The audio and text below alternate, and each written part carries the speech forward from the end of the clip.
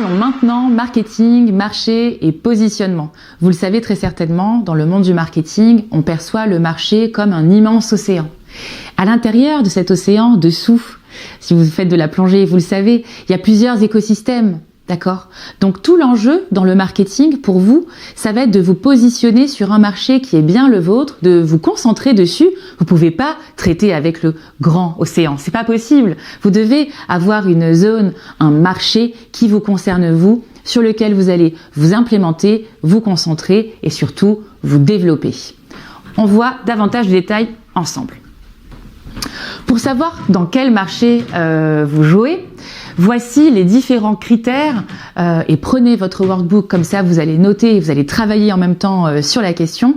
Voici les différents critères qui composent votre marché. Alors, encore une fois, j'ai fait le travail, moi, d'adapter le jargon marketing, les méthodes à votre vie d'artiste, à votre carrière d'artiste, au marché de l'art, pour qu'on puisse parler le même langage, vous et moi, et surtout que je sois pertinente. Si j'avais fait de la théorie marketing pure et dure, vous n'auriez peut-être pas créé les ponts entre votre monde, votre univers, et les techniques et les méthodes marketing. Donc là, j'ai essayé de simplifier pour que ça vous touche directement.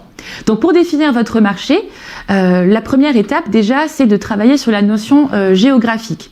J'ai mis volontairement avec un S parce que vous pouvez avoir plusieurs marchés géographiques, d'accord? On imagine que vous partagiez votre vie entre Marseille et Paris, entre Nantes et Londres, entre la Suisse et l'Est. Vous n'êtes pas obligé d'avoir qu'un seul marché géographique. C'est tout à fait légitime que votre art voyage, que vos acheteurs et que vos collectionneurs soient un petit peu partout, et même on pourrait imaginer à l'étranger ou dans d'autres continents. Donc justement, ce qui est très pertinent pour commencer à définir votre marché, c'est de définir les continents, pays, régions, villes, zones qui concernent vos ventes et vos acheteurs potentiels.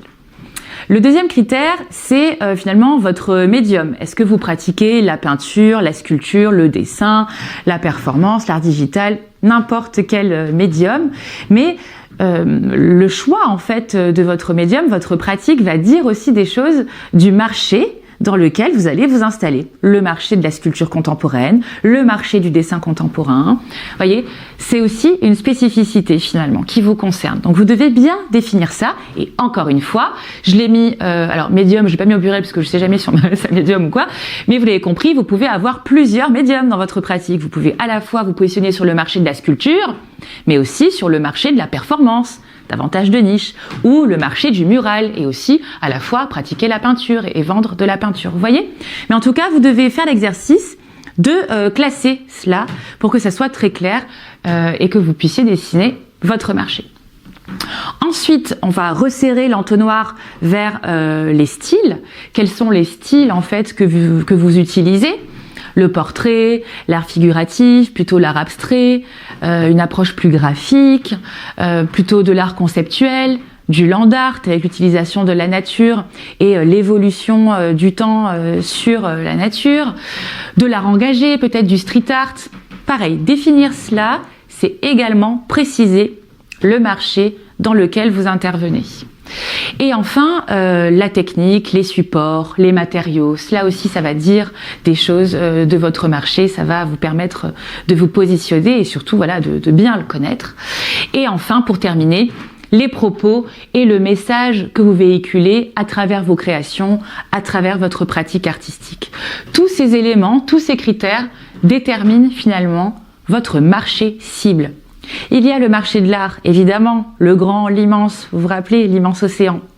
Mais la vérité, c'est que chaque artiste, avec ses créations, sa production, possède aussi son propre marché sur lequel il doit s'intégrer et sur lequel il y a aussi certainement d'autres artistes. Voilà. Dans l'océan, il y a d'autres poissons, il y a aussi des poissons qui peuvent en manger d'autres, prendre plus de place, ou un écosystème qui peut se créer où les poissons vont se déplacer. Et ben, c'est pareil dans le marketing et c'est pareil pour votre marché à vous. Il faut bien le connaître, bien l'identifier pour que vous puissiez le travailler et vous développer à l'intérieur.